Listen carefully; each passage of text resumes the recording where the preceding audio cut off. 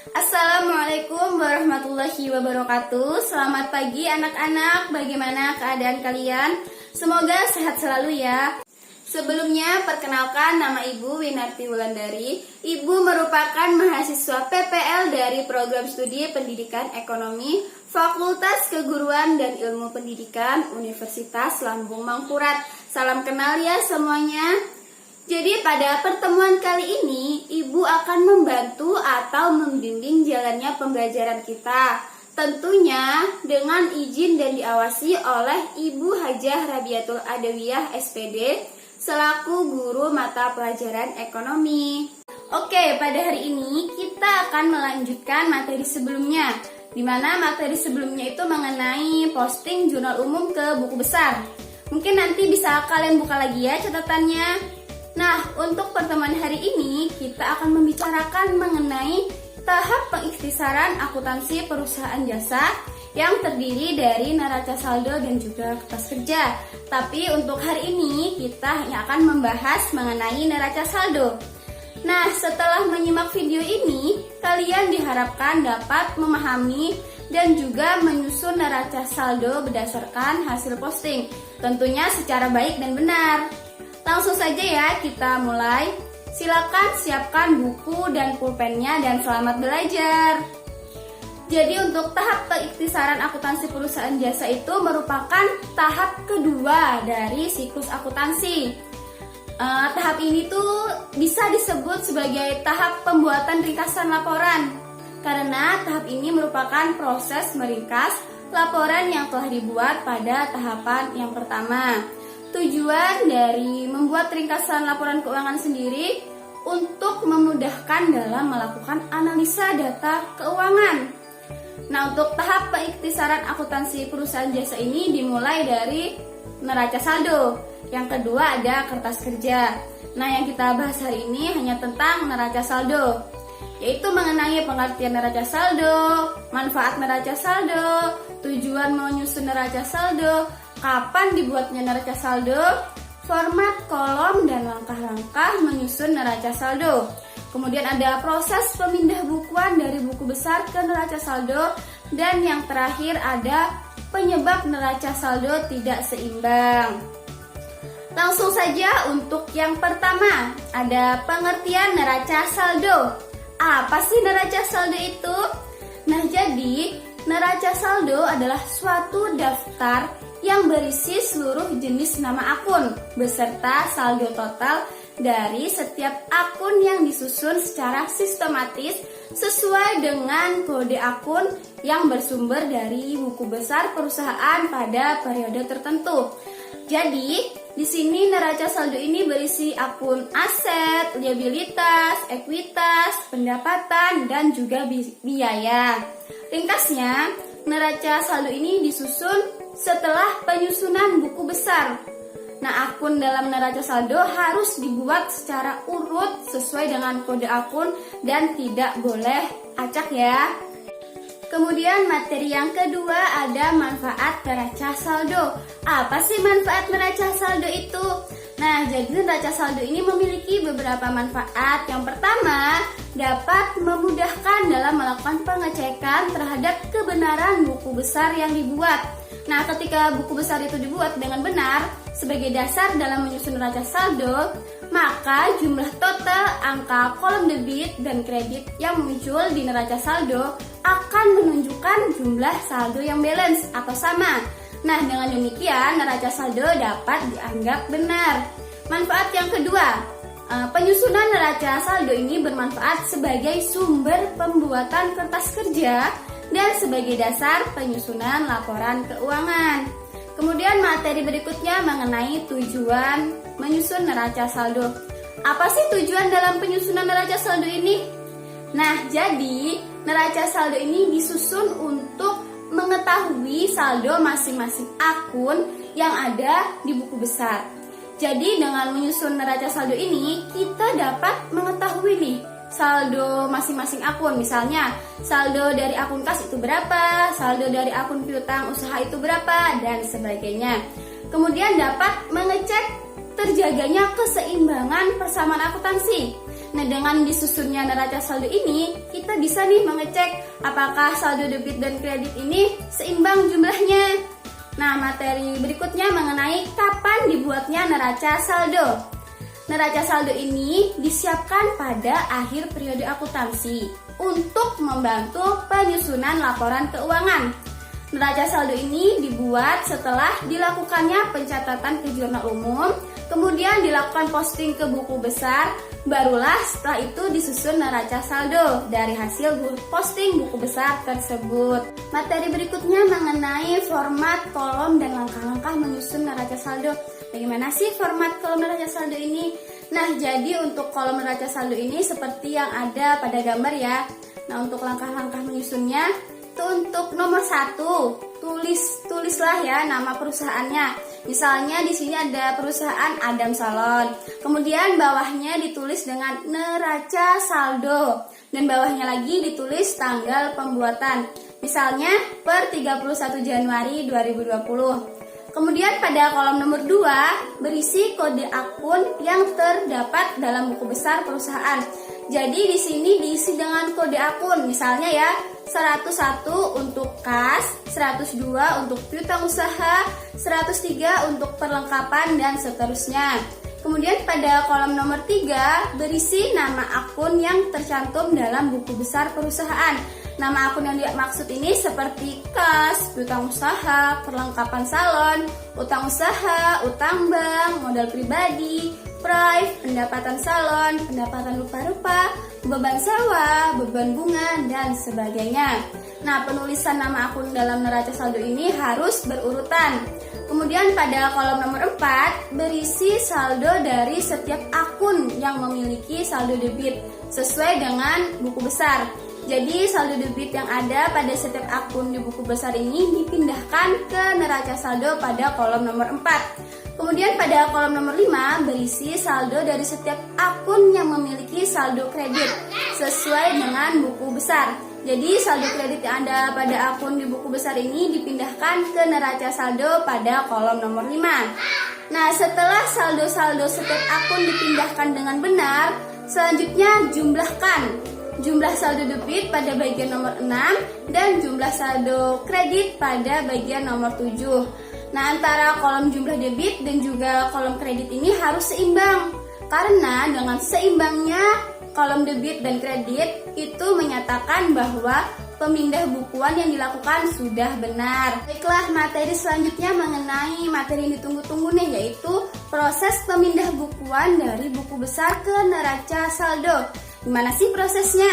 Nah, jadi gini ya, dalam proses pemindah bukuan ini kita tuh harus melihat kode akun, nama akun, dan juga saldo debit atau kredit dari buku besar. Nah, seperti yang terlihat pada gambar, akun-akun yang perlu kita pindahkan ke neraca saldo ini meliputi aset, liabilitas, ekuitas, pendapatan, dan biaya. Nah, semua akun itu nantinya akan kita pindahkan ke neraca saldo. Langsung saja ya, beginilah proses pemindah bukuan dari buku besar ke neraca saldo. Yang pertama, tentunya kita harus menyiapkan terlebih dahulu nih kolom neraca saldonya seperti yang ada pada gambar. Nah, di sini contohnya pada perusahaan Adam Salon dengan periode 31 Januari 2014. Nah, langsung saja kita lihat di buku besar pada akun kas. Kita tulis pada neraca saldo nomor akun 101, nama akunnya diisi dengan kas. Dalam buku besar itu kan tertera nih ya, saldo debitnya sebesar Rp11.400.000. Nah, itu kita pindahkan ke neraca saldo kolom debit sebesar Rp11.400.000. Kemudian pada buku besar selanjutnya ada akun piutang usaha. Nah, kita tulis nih nomor akunnya yaitu 102. Nama akunnya piutang usaha. Nah, untuk saldonya juga berada di sisi debit sebesar Rp500.000. Kita pindahkan ke kolom debit neraca saldo sebesar itu ya. Kemudian selanjutnya akun perlengkapan salon. Nah, kita tulis dulu ya nomor akunnya yaitu 103. Nama akunnya yaitu perlengkapan salon. Dan saldonya juga berada di sisi debit sebesar Rp3.500.000. Juga kita pindahkan ke kolom debit neraca saldo. Kemudian selanjutnya akun premi asuransi. Kita tulis dulu nomor akunnya yaitu 104. Nama akunnya premi asuransi dan saldonya berada di sisi debit sebesar Rp1.200.000. Juga kita pindahkan ke kolom debit neraca saldo sebesar Rp1.200.000. Kemudian selanjutnya akun peralatan salon. Kita tulis dulu nomor akunnya yaitu 111. Nah, nama akunnya peralatan salon dan saldonya berada di sisi debit juga sebesar Rp8 juta. Kita pindahkan juga nih ke kolom debit neraca saldo sebesar itu ya. Kemudian selanjutnya ada akun utang usaha. Kita tulis dulu nomor akunnya yaitu 201. Nama akunnya utang usaha dan dapat kita lihat juga nih saldonya berada di sisi kredit sebesar Rp3.500.000. Kemudian kita pindahkan ke kolom kredit juga di neraca saldo sebesar Rp3.500.000. Kemudian selanjutnya ada akun utang usaha BJB. Kita tulis dulu nomor akunnya yaitu 202. Nama akunnya utang usaha BJB dan saldonya berada di sisi kredit sebesar Rp5 juta. Juga kita pindahkan ke kolom kredit neraca saldo. Yang kemudian ada akun modal Adam nih. Kita tulis dulu nomor akunnya yaitu 301. Nama akunnya modal Adam dan saldonya berada di sisi kredit sebesar Rp10 juta. Juga kita pindahkan ke kolom kredit neraca saldo sebesar Rp10 juta. Kemudian selanjutnya akun Prive Adam. Kita tulis dulu nomor akunnya yaitu 302.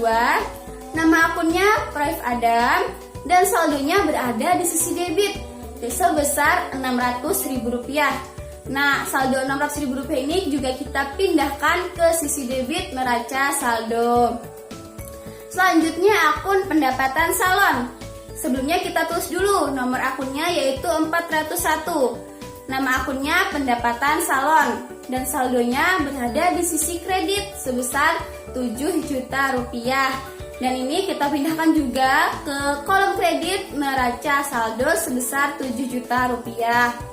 Kemudian selanjutnya akun pendapatan rupa-rupa. Kita tulis dulu ya nomor akunnya yaitu 409. Nama akun kita tulis pendapatan rupa-rupa dan saldonya berada di sisi kredit sebesar Rp250.000 juga kita pindahkan ke kolom kredit neraca saldo. Kemudian selanjutnya ada akun beban sewa. Kita tulis dulu nomor akunnya yaitu 501. Nama akunnya beban sewa dan dapat kita lihat nih saldonya berada di sisi debit sebesar Rp300.000. Juga kita pindahkan ke kolom debit neraca saldo sebesar Rp300.000. Kemudian selanjutnya ada akun beban bunga. Kita tulis dulu nomor akunnya yaitu 502. Nama akun bebannya beban bunga. Saldonya berada di sisi debit sebesar Rp50.000. Juga kita pindahkan ke kolom debit di neraca saldo. Selanjutnya ada akun beban rupa-rupa. Kita tulis dulu nomor akunnya yaitu 509. Nama akun beban rupa-rupa dan saldonya juga berada di sisi debit sebesar Rp200.000. Juga kita pindahkan ke kolom debit neraca saldo sebesar yang tadi yaitu Rp200.000. Nah, setelah semua akun yang ada di buku besar kita pindahkan ke neraca saldo, maka kita dapat menjumlahkan total saldo debit dan juga total saldo kredit. Nah, jadi di sini untuk saldo debitnya itu jumlahnya ada Rp25.750.000 dan saldo kredit berjumlah Rp25.750.000. Dari jumlah ini dapat kita lihat bahwa jumlah saldo debit dan juga saldo kredit itu seimbang atau balance gitu ya. Hal ini menunjukkan ketika tadi kita melakukan pemindah bukuan itu sudah dilakukan dengan benar. Masuk pada materi terakhir yaitu mengenai penyebab neraca saldo tidak seimbang. Apa sih yang menyebabkan neraca saldo tidak seimbang? Nah, jadi penyebabnya itu ada beberapa hal. Yang pertama, karena adanya kesalahan dalam memindahkan saldo debit perkiraan atau akun yang ada di buku besar ke sebelah kredit neraca saldo atau sebaliknya.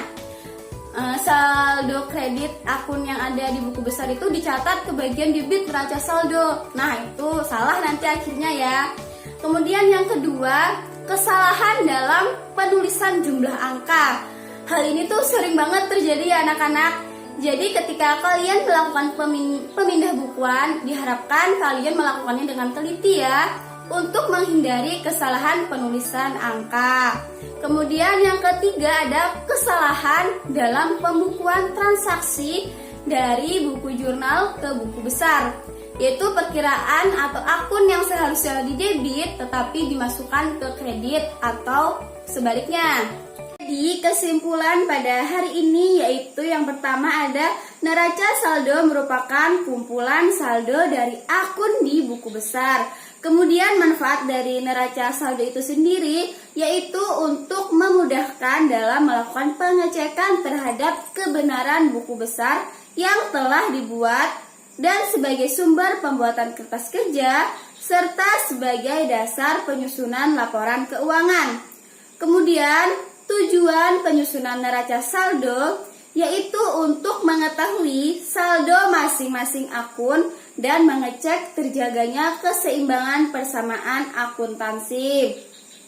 Kemudian neraca saldo itu disusun pada akhir periode akuntansi. Setiap akun disusun sesuai urutan dalam buku besar dengan mencantumkan nomor akun, nama akun, dan saldonya. Kemudian menjumlahkan kolom debit dan juga kredit serta membuktikan kesamaan antara kedua kolom tersebut. Jadi kolom antara debit dan kredit itu harus seimbang.